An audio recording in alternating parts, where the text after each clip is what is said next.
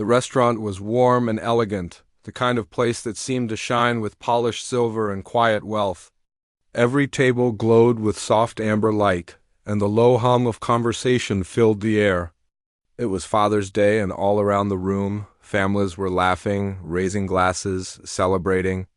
At one table near the window sat David, a retired schoolteacher in his early 60s, neatly dressed in a modest gray shirt and jacket that had seen better days. His daughter, Melissa, sat beside her husband Ethan, and across from them were Ethan's parents, well-dressed, confident people who seemed to own the room without even trying. David smiled politely, though he felt out of place like a relic from a simpler world. He had worked his entire life to give his daughter the best late nights grading papers, weekends spent tutoring, always saving for her education, and it had paid off. Melissa had gone to college, married well, and lived in a large suburban home. But somewhere along the way, something had shifted between them. The warmth that once defined their relationship had faded into polite distance. Now, at this dinner, David felt that distance more sharply than ever. "Dad, you didn't have to dress up so much," Melissa said with a teasing smile, glancing at his slightly outdated jacket. "It's just dinner, not an award ceremony." He chuckled softly, though the remark stung a little. "Well, you know me. Old habits die hard." Ethan laughed, checking his gold watch. "You look sharp, David. I wish I could pull off that classic teacher look." His tone was friendly enough, but something about it carried the faint edge of mockery. The waiter arrived with champagne, and Ethan raised his glass. "To all the fathers at this table," he announced. "Especially to my dad, thank you for everything you've done for us." Everyone clinked glasses, smiling warmly. When it was David's turn, the smiles dimmed slightly, replaced with courteous nods. After the meal, the gifts began. Ethan handed his father a box wrapped in sleek navy paper. Inside was a Rolex, shining, expensive, and undeniably impressive. The older man chuckled in delight, shaking his son's hand proudly. Then it was Melissa's turn. She leaned forward with a grin, handing her father a small white envelope. "This one's for you, Dad," she said, laughing. "Don't get too excited." David smiled, a little confused, and opened it. Inside was a single lottery ticket, tucked neatly into a card that read, "For the man who already has everything he needs." The table burst into laughter. "Oh, come on," Melissa said, still laughing. "You're always saying you don't want anything fancy." I figured, why not try your luck? Even Ethan chimed in, smirking. "Who knows, maybe you'll hit the jackpot and finally buy yourself a new car." David forced a chuckle, turning the ticket over in his hands. "Well," he said softly, "I suppose you never know." But as the laughter died down and conversation moved on, something heavy settled in his chest. It wasn't about the gift itself, it was about what it meant. The others got Rolexes, resort vacations, designer wallets. He got a joke. A symbol of how little he mattered now, how small his world seemed compared to theirs. He smiled through the rest of dinner, nodding at stories about business deals and golf trips. But his thoughts drifted far away to a time when Melissa was little, when she'd run to him after school with drawings and handmade cards that said, "Best dad ever." He used to be her hero. Now, he was an afterthought, a punchline wrapped in polite laughter when dinner ended. Melissa hugged him lightly and said, "Don't lose that ticket." "Dad, it might be worth something someday." He smiled back, slipping it carefully into his wallet. "You never know," he replied as he walked out into the cool night air. The city lights glittered around him like distant stars. He looked up at them, sighed, and whispered to himself, "Maybe next year it'll be different." He had no idea just how different it was about to become when David returned home that night. The laughter from the restaurant still echoed faintly in his mind, though not in the warm way laughter should. His small house felt even quieter than usual. The ticking clock on the wall, the hum of the refrigerator, and the faint creak of the old wooden floorboards were the only sounds that kept him company. He took off his jacket, neatly hung it by the door, and sat down at the kitchen table. From his wallet, he pulled out the lottery ticket, Melissa's funny gift. He laid it flat in front of him and stared at it for a long moment. A simple slip of paper, meaningless in itself. Yet tonight it carried so much weight. It wasn't the first time he had felt invisible, for most of his life. David had been the dependable one, the man everyone could count on, but few truly saw. His late wife Helen used to tease him affectionately about it. "You're too good, David," she'd say. "You give and give until there's nothing left for yourself." He'd laugh, but she was right. He'd built his life around others, his students, his colleagues, and especially his daughter. When Melissa was born, she became his world. He remembered those early mornings making her lunches, walking her to school, reading bedtime stories even when his eyes could barely stay open after long teaching days. He'd worked 2 jobs at one point, teaching full-time and tutoring on weekends, just to make sure she could attend the best schools, have the best chances. He'd sacrificed vacations, hobbies, and even a bit of his health for her future. And when Helen got sick, he didn't hesitate to do everything he could to keep the family afloat. Melissa was only 15 then, scared and angry at the world. David had to be both mother and father. He held her when she cried, encouraged her when she doubted herself, and celebrated every small victory she achieved. He promised her that no matter what happened, he'd always be there for her. And he kept that promise. Years passed, and Melissa grew into a bright, ambitious woman. She went to college, landed a good job, met Ethan, the charming young man from a wealthy family. David remembered the day she introduced him. He'd shaken Ethan's hand, feeling a quiet unease he couldn't explain. The boy's smile was polite, his words practiced, but there was a subtle air of superiority that made David feel small. Still, he wanted his daughter to be happy, so he welcomed Ethan with open arms. But after the wedding, the distance began. The phone calls became shorter, the visits rarer. When she did call, it was often out of obligation rather than warmth. She was always too busy or too tired. When he offered help or advice, she brushed it off with a smile that didn't reach her eyes. And now, after all these years, after everything he had given up, he had become little more than a figure in the background of her new life. He sighed deeply and ran a thumb over the rough edge of the lottery ticket. The absurdity of it all made him smile bitterly. He didn't need riches or luxury. He never had. All he'd ever wanted was appreciation, to feel that his love, his sacrifices, had meant something. But sitting here alone in a quiet kitchen, he couldn't shake the feeling that the world had long since moved on without him. His gaze drifted to an old photo on the wall, Melissa at 6 years old, sitting on his shoulders, both of them grinning wildly under a summer sun. He smiled softly, the kind of smile that comes from both love and heartbreak. "Funny gift, huh?" He murmured to the photo, echoing her words from dinner. He folded the ticket neatly and tucked it into a small wooden box where he kept mementos of Helen and Melissa's childhood, a lock of baby hair, a faded drawing, a letter in a child's handwriting that said, "You're the best dad in the world." That, he thought, was the real prize he had ever needed. Still, before turning off the kitchen light, his eyes lingered once more on the lottery ticket. "Well," he whispered with a faint chuckle, "maybe luck hasn't completely forgotten me yet." He didn't believe it then, but fate was already smiling. A week passed. Then, too, life slipped back into its quiet rhythm, mornings with instant coffee and the soft hiss of the kettle, afternoons reading old novels, evenings spent in front of the television that buzzed just a little too loud in the silence. The lottery ticket, once left on the kitchen table after that disappointing dinner, had become just another thing among the clutter of everyday life, a small, forgotten joke gathering dust under a stack of mail. David had almost forgotten it existed. It was late on a Thursday when he found it again. He had been sorting through bills, sighing at the rising electricity costs and the renewal notice for his old sedan's insurance. The car barely ran these days, but replacing it wasn't an option. His pension covered just enough for essentials. As he lifted a pile of papers, the edge of something colorful caught his eye, the lottery ticket. He froze for a second, then let out a short laugh. "Well, look who decided to show up again," he said to himself. He picked it up, brushing off a faint layer of dust, and examined the numbers printed neatly across its face. The date read last month's draw. His first thought was to toss it.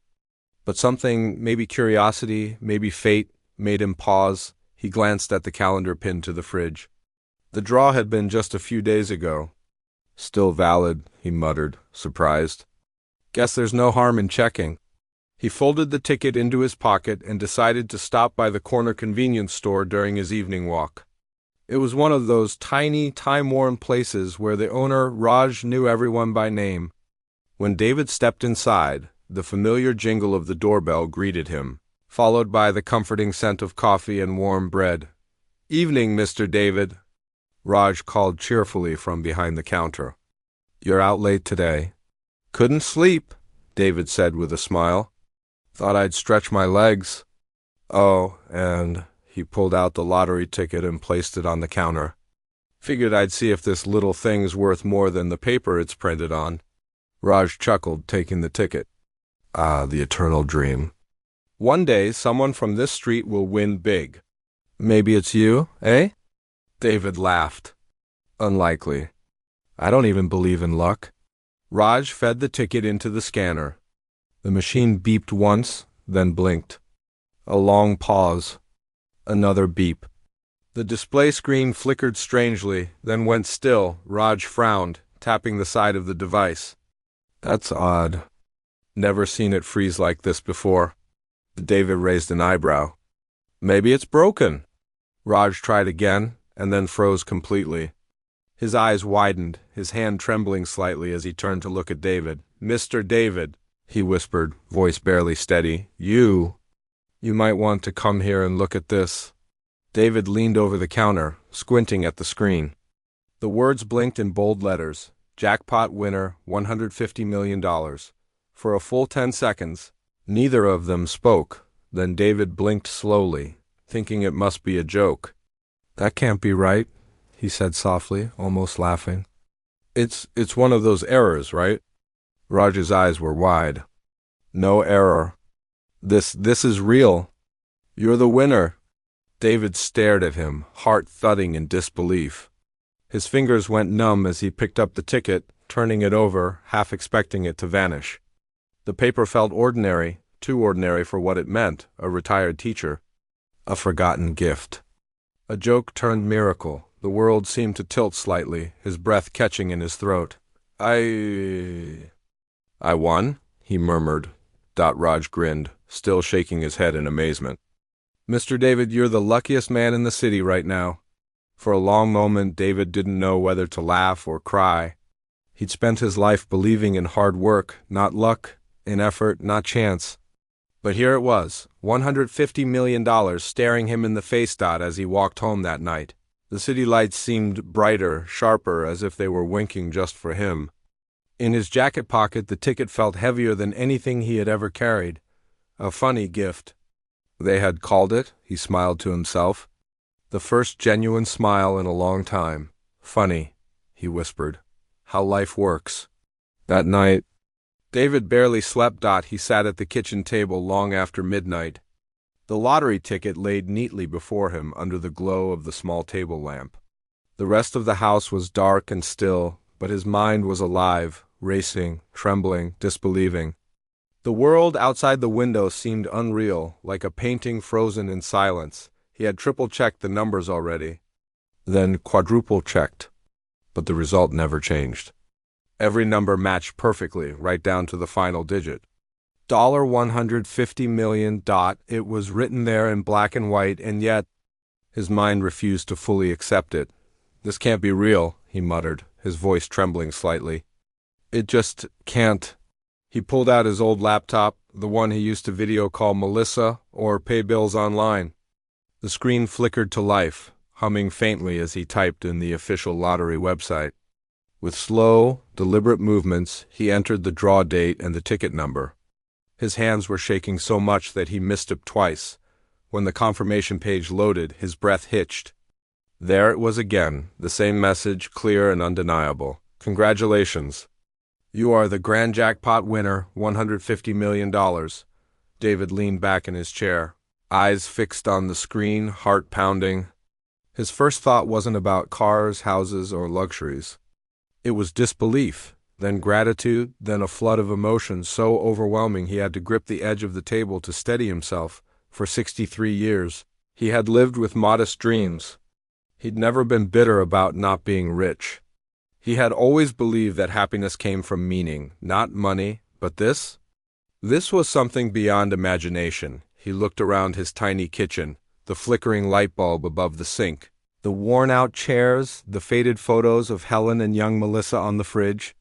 Everything he owned suddenly felt like it belonged to another lifetime. He stood up, pacing the floor, talking softly to himself as he tried to make sense of it. What do I even do with this? Who do I tell? He ran a hand through his thinning gray hair, feeling both exhilarated and terrified. No one will believe me. Then his thoughts turned inevitably to Melissa, his daughter, the one who had given him this ticket as a joke, the one who had laughed along with everyone else while he sat there pretending not to be hurt. The irony was almost too poetic to bear. A laugh bubbled up from his chest, quiet at first, then louder until it filled the kitchen. It wasn't mocking, just full of stunned wonder.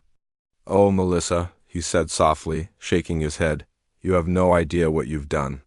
He sat down again and folded the ticket carefully, his teacher's instinct for order taking over.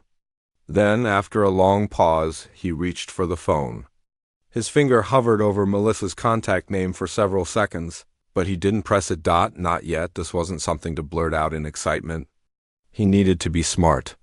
He'd seen enough stories of people losing everything after sudden fortune. He needed a plan. So instead he called Mr. Green, an old friend from his teaching days who had retired early and now worked part-time as a financial consultant. When the groggy voice answered, David's tone was low but steady. "Tom, it's David. Sorry to wake you, but I need your help with something unusual."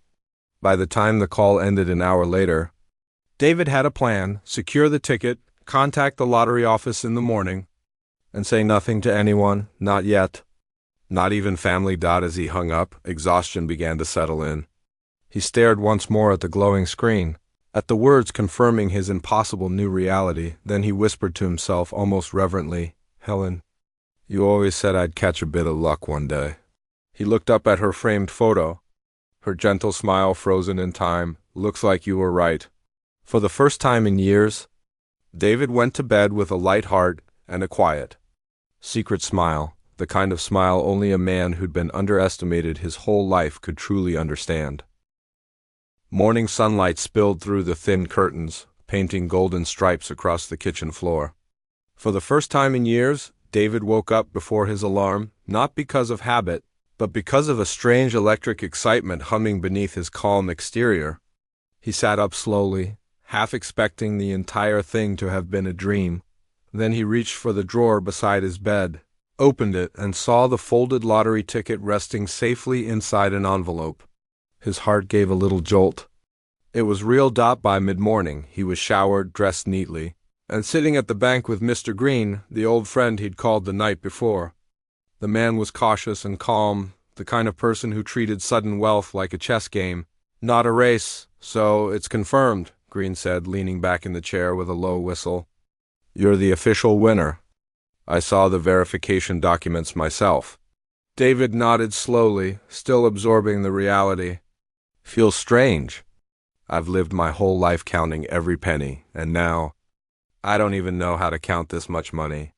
Green smiled. "That's why you're doing the right thing, staying quiet. You'd be surprised how fast people change when they smell money." David thought immediately of Melissa and Ethan, not with anger, but with a heavy mix of sadness and irony. He could already picture their reactions if they found out. The forced smiles, the sudden warmth, the invitations that never used to come. No, not yet. He wanted to see people for who they truly were before they knew what he had. Green slid a few papers across the table. "First step, we set up a trust. Keeps your name off public record when you claim the prize. Next, you'll open a few accounts in different banks, all under the trust's name. And I'll help you find an attorney to manage the taxes and transfers discreetly."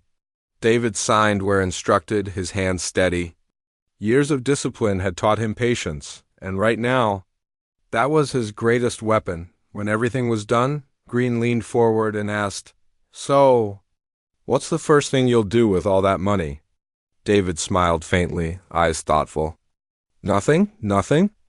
I've spent my whole life doing what I had to. For once, I'd like to do nothing for a while. Just think, Green chuckled. Fair enough. But do yourself a favor. Don't let anyone know until you're ready. David agreed. He wasn't about to let this miracle be ruined by greed. That evening, back home, he made tea and sat by the window with a notepad in hand. The air smelled of rain. He began writing down a list, not of things to buy, but of people to help. Old colleagues struggling with bills, his late wife's friend who ran a small shelter, a few former students who'd written to him over the years about their dreams but lacked the means to chase them. For every name he wrote, he felt lighter. He didn't want to become rich just to live large. He wanted to use his fortune quietly, wisely, with purpose. He also wrote one more list, a private one. Things he wanted to do for himself. Fix up the old house. Take a trip to the small coastal town he and Helen once loved. Buy the old record player he'd sold decades ago to pay for Melissa's school books when he was done. He looked at both lists, the selfless and the personal, and smiled. He folded them neatly and placed them beside the ticket in the drawer. His heart was calm, his mind sharp. Let them think I'm still the same old fool, he said quietly. I'd rather be underestimated. It's the safest place to be. Outside, thunder rolled faintly in the distance. David took a long sip of tea and felt something he hadn't felt in years, control. For the first time in his life, he held the power to rewrite his story. And no one, not even his own daughter, had the slightest clue. 3 weeks passed. And David had become an expert at pretending nothing had changed. To the outside world. And to his daughter, he was still the same modest, slightly absent-minded retiree who lived in a small, creaky house and clipped coupons from the Sunday paper. He still wore his worn gray jacket, still drove his sputtering old sedan, still spoke with quiet politeness. But beneath that calm exterior, he carried a secret that glittered like sunlight beneath still water. His fortune was now secured under a private trust. The money was safe, hidden, and growing.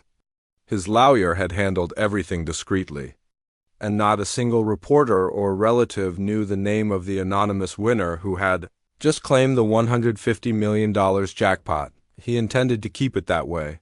One Saturday afternoon, Melissa called. It was the first time she had called since Father's Day. Dad? Hey, how are you? She said in a tone that was a little too cheerful, the kind people use when they need something. I'm fine, sweetheart, David replied, smiling faintly. Just finished reorganizing the garden shed. What about you?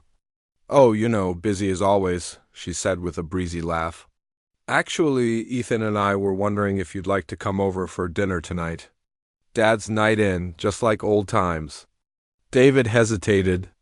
A month ago, he might have leapt at the invitation. Now he simply said, that sounds nice. What time? 6, and, maybe don't bring dessert this time? We'll handle everything. He smiled at her subtle jab. Understood. When he arrived at their spacious home that evening, he was greeted by the usual display of quiet luxury, the marble foyer, the grand staircase, the chandelier that probably cost more than his entire house. Ethan opened the door with his perfect grin. David, glad you could make it, he said, clapping him on the shoulder. Come in, come in. Melissa's just finishing dinner. The table was beautifully set, crystal glasses, silver cutlery, candles flickering gently. It looked more like a magazine spread than a family meal. As they ate, the conversation started pleasant enough. Work updates, neighborhood gossip, a few polite questions about David's health. But slowly the tone shifted. So, Dad, Melissa said casually between bites, Ethan and I were talking. Have you ever thought about downsizing? That old house must be getting hard to manage alone. David looked up from his plate, eyes calm. I like my house, he said simply. Ethan chuckled. Sure, but you'd save a lot of money if you sold it. You could move into one of those retirement condos. They have great amenities. Indoor pool, medical staff, everything you'd need. I don't think I'm quite ready for that, David replied with a polite smile. Melissa leaned back. exchanging a look with Ethan. "We're just worried about you, Dad. You're living so modestly. You should let us help." He could hear the condescension hidden beneath the concern. To them, he was just a poor old man too proud to admit he needed guidance. He stirred his tea slowly and said, "You've always been thoughtful, sweetheart. But I managed just fine." Ethan smirked. "You know, Melissa was saying after Father's Day that we should get you something useful next year. Maybe a prepaid gas card instead of a lottery ticket." Melissa laughed, light, careless, and completely unaware of the irony. "Hey, that ticket didn't exactly make you rich, did it?" David looked at her for a moment, at the woman she'd become. Ambitious, successful, sharp-tongued, and so far from the little girl who once believed he could fix anything. He smiled gently, masking the flicker of amusement in his eyes. "No, I suppose it didn't." The laughter went on, but he didn't mind anymore. He had no reason to feel small, no reason to defend himself. They had no idea that the man sitting quietly before them could buy and sell everything in that room 10 times over, and still have millions left to spare. When he left that evening, Melissa kissed his cheek and said, "Don't forget to call me if you need anything, okay?" He smiled. "Of course, sweetheart, always." As he walked back to his old car, he couldn't help but chuckle softly. For the first time in years, their mockery didn't sting, it entertained him. Because now he was no longer their burden, he was their lesson waiting to happen. David's transformation didn't begin with grand gestures or flashy purchases. It began quietly, the way everything meaningful in his life had always begun. A few days after that dinner, he sat at his kitchen table, sipping tea and writing a checklist in his small, precise handwriting. The top of the page read, "Things to fix, not flaunt." At first glance, his life looked unchanged. He still woke early, still shopped at the same modest grocery store, still waved at neighbors during his morning walks. But beneath that calm routine, his world was slowly, deliberately shifting. The first change was his house. He hired a local repairman, a kind, middle-aged man named Carl, who'd been struggling to keep his business afloat. David paid him double his usual rate and asked him to do the job right, no shortcuts. The repairs began with creaky floorboards, then the leaky roof, and eventually the peeling paint. When the work was done, the house still looked humble from the outside, but it was solid, warm and beautiful within. "Looks good as new," Carl said one evening, wiping sweat from his brow. "You did excellent work. Keep the rest as a bonus." Carl blinked. "Sir, that's too much." "Not at all," David said softly. "You've earned it." Carl's eyes misted a little. "Thank you, Mr. David. Not many people would do that these days."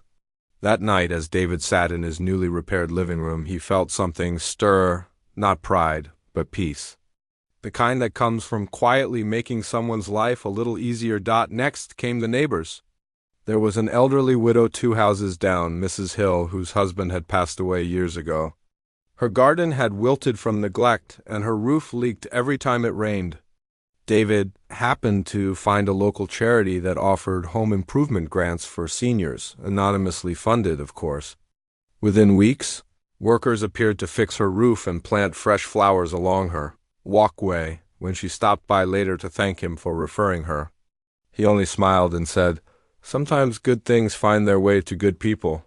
He began giving more, but always in disguise.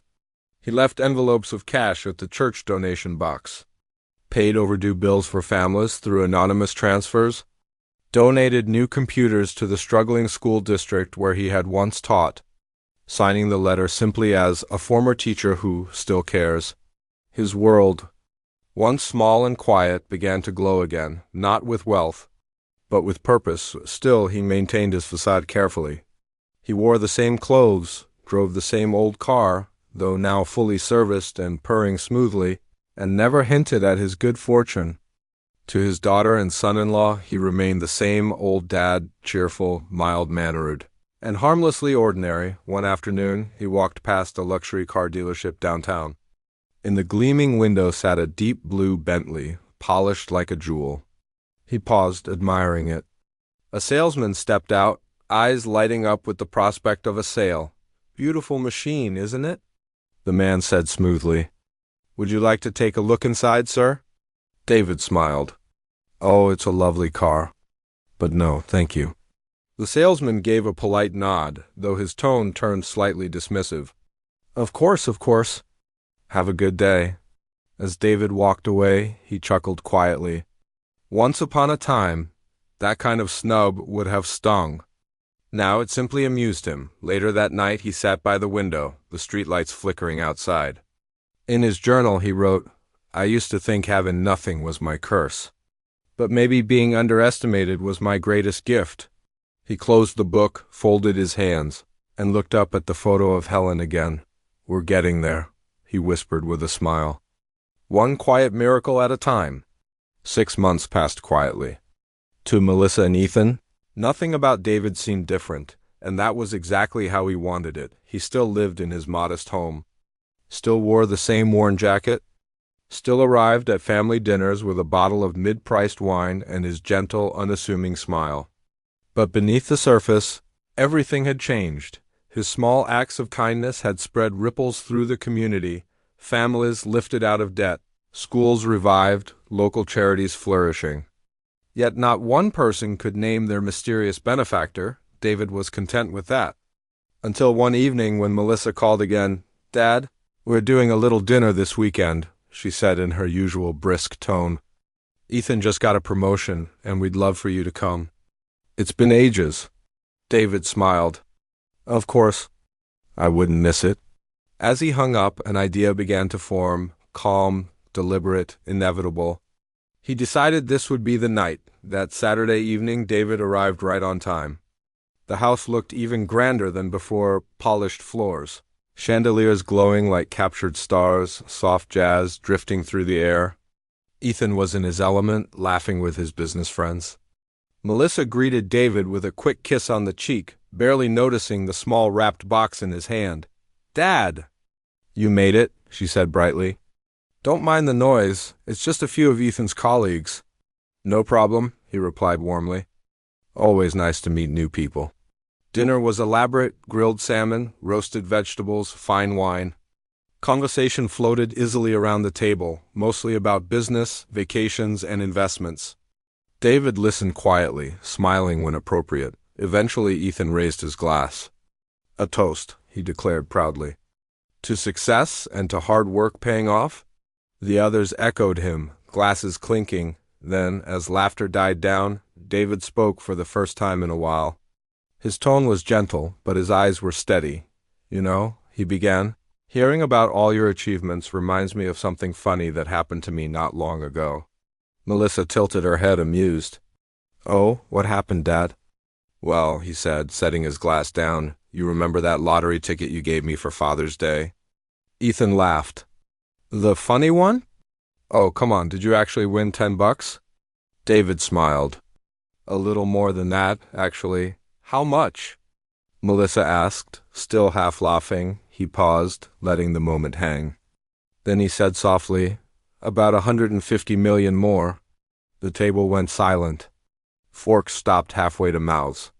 The faint hum of jazz suddenly seemed louder. Ethan blinked. Wait, you're joking, right? David shook his head slowly, his expression calm but certain. No joke, I claimed it months ago. Used to trust, so no one knew. For a moment, no one spoke. Then Melissa laughed uncertainly. Dad, that's impossible. You're serious? Quite serious. Ethan's face paled. So you're saying you're, what, a millionaire? David's smile widened slightly. Several times over. The guests exchanged stunned looks, murmuring softly. Ethan tried to recover, pouring David another glass of wine with shaky hands. Well, that's incredible, David. You must let us help you with investments. Property, management, but David raised a hand gently. That's very kind of you, Ethan, but it's all handled. I've had professionals managing everything for months now. Melissa blinked rapidly, her earlier confidence faltering. Why didn't you tell me? He looked at her for a long moment, not unkindly, but with quiet understanding. Would you have believed me? She opened her mouth, then closed it again. David leaned back, eyes warm but firm. You see, sometimes life gives us what we least expect. You called that ticket a joke. I suppose fate found the humor in that too. No one laughed. Then, with the same calm tone, he added, "But I'm grateful for that gift. It reminded me how much joy there can be in surprises, especially the kind that reveal who people truly are." He stood, thanking everyone for the meal, and placed the small wrapped box in front of Melissa. "For you," he said simply. She opened it with trembling hands. Inside was a beautiful silver bracelet, elegant and understated. Attached was a small card. "For the one who once gave me luck, may it remind you that value isn't in the price." But in the thought, Melissa's eyes filled. But David only smiled, kissed her forehead, and said softly, "Good night, sweetheart." Then he walked out into the cool night, leaving behind a silence that felt heavier than any fortune. In the days following the dinner, David's revelations spread through the family like wildfire. Melissa and Ethan, once so casually dismissive, were suddenly attentive, too attentive. Melissa called every morning. "Hi, Dad." "Just checking in." "Did you sleep well? Need anything?" Ethan dropped by with bottles of wine, big smiles, and thinly veiled questions. "So, about that lottery win, you must have a financial planner now, right? Maybe I could help oversee things, make sure you're not getting taken advantage of." David listened patiently, always polite, always unbothered. "Yes, everything's taken care of, Ethan," he'd say with that same calm smile. Then he'd pour tea, talk about the weather, and change the subject, but beneath his steady exterior, he watched them carefully. Their tone had shifted from mockery to flattery, from dismissal to desperation. Every "we just want to help" carried the unmistakable scent of greed. One afternoon, Melissa visited unannounced. She brought flowers, Lila, her mother's favorite. David welcomed her warmly, making tea as she sat nervously at the kitchen table. "Dad," she began, forcing a small laugh, "I just want to say I'm proud of you. You've been through so much. And now, well, you deserve it." He smiled softly. "That's kind of you, dear." She hesitated, then leaned forward. "It's just, I've been thinking. You have all this money now, but living alone can't be easy. Maybe you could move closer to us? Or even stay in our guest house until you figure out what to do." David set down his cup. "And what would I do there?" "Oh, you know," she said lightly, "relax. Be with family. And we could help you manage your finances." There it was, the real motive. Slipped between words like poison and honey. David studied her for a moment before replying gently, "Melissa, do you remember when you were little and wanted a bicycle?" She frowned, caught off guard. "Of course. I worked double shifts to afford that bike. You were so happy that day, you rode it everywhere. But a week later, you wanted a newer one. Do you remember what I told you?" She shook her head. "I said, sometimes when we get what we want too quickly, we forget why we wanted it in the first place." Melissa looked down, her fingers tightening on her cup. He continued softly, "I don't blame you, sweetheart. You were raised in a world that moves too fast. But I've learned something. Money doesn't change who we are. It just reveals us." Tears welled in her eyes, guilt flickering across her face. "Dad, I didn't mean—" He reached across the table and took her hand. "I know, you meant well. But don't worry about me. I'm happy where I am, and my plans for the money are already in motion." Her brows furrowed. "Plans?" He smiled faintly. "You'll see." Meanwhile, Ethan wasn't as subtle. A week later, he invited David to lunch at an upscale restaurant. "I've been thinking," Ethan said between bites of steak. "If you're looking to grow your wealth, I can introduce you to a few partners. Real estate, offshore investments, you could double your money in a year." David sipped his water, amused. "Ethan, I've already made my biggest investment." "Oh yeah. In what?" He smiled. "In people." Ethan chuckled awkwardly. "Right. Well, I mean, that's nice, but I've been helping folks who needed it," David interrupted softly. "Teachers, veterans, families trying to keep their homes. That's the kind of interest I care about." Ethan's grin faltered. "That's charitable, I guess. But it's not exactly profitable." David leaned forward, eyes steady. "Not everything worth doing is." For a moment, silence stretched between them. Ethan forced a smile, realizing he'd hit a wall he couldn't climb when lunch ended. David paid the bill before Ethan could even reach for his wallet. "You're doing well, son." "Keep it up," he said kindly, standing to leave. Ethan forced a laugh. "Sure thing, David, you too."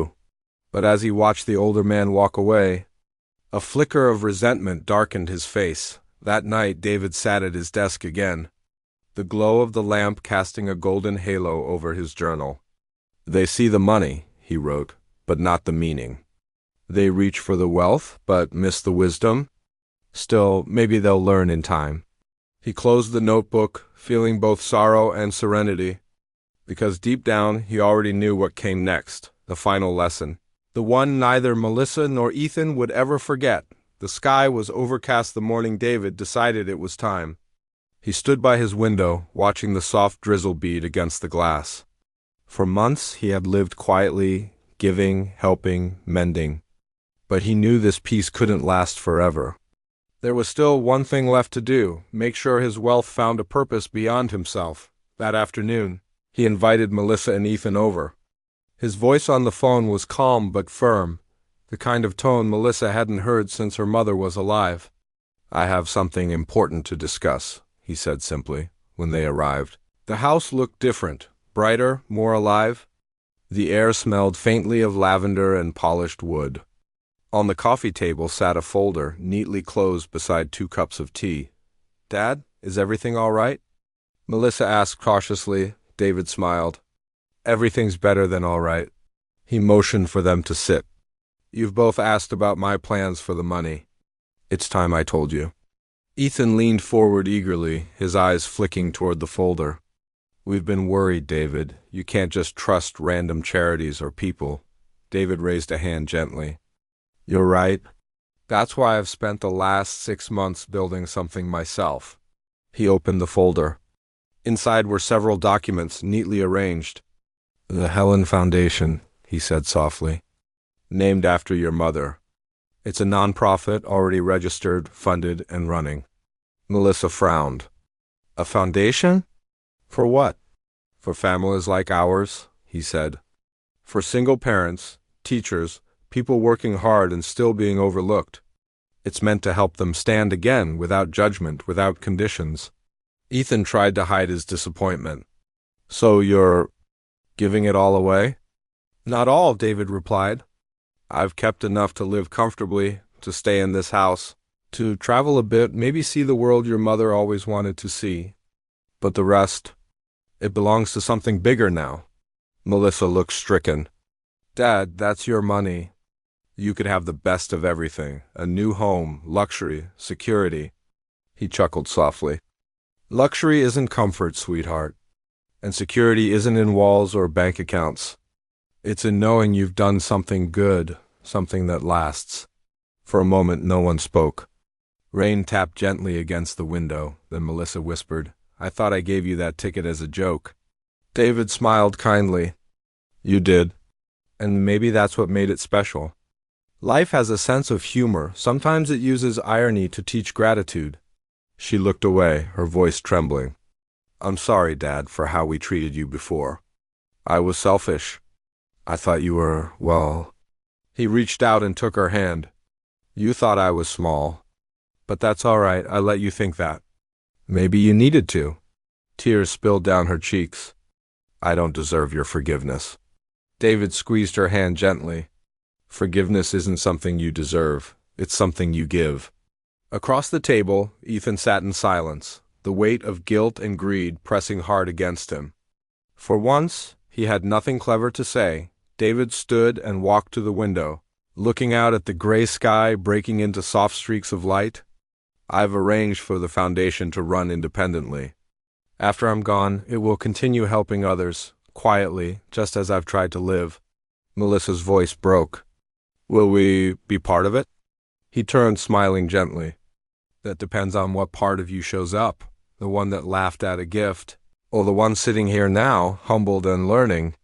She nodded through her tears. "I'll earn it, Dad, I promise." He smiled. "That's all I ever wanted." That evening, after they left, David sat in his favorite chair with a cup of tea. The world outside glowed with a faint sunset, golden light stretching across the repaired roof and quiet garden. He opened his journal one last time and wrote, "The real jackpot wasn't money, it was meaning.